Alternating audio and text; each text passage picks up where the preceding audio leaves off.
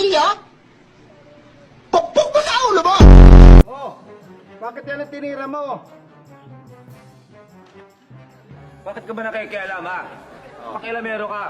Dinadaan mo sa tapang eh. Yan ang typical na Pilipino. Bakit hindi mo pairalin ng talino mo? Tignan mo kung ano mangyayari dyan sa tira mo. Sige. Sige, tignan mo. Check. Oh, nakita mo? 4 moves lang, mate ka na. Alam mo kung bakit? Dahil isa kang bobo!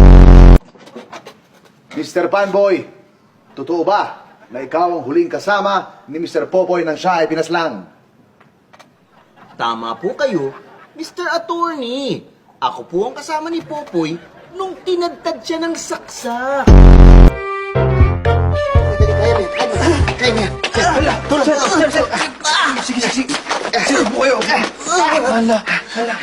Sir, ano nangyari? May nakaaway na saksak. Nasaksak ko. Oo, may butas sa tiyan, lumalabas ang dugo, nasaksak. Sino mo sumaksak? Eh malamang yung kaaway niya, saan ka naman nakakita magkakampi, nagsaksakan?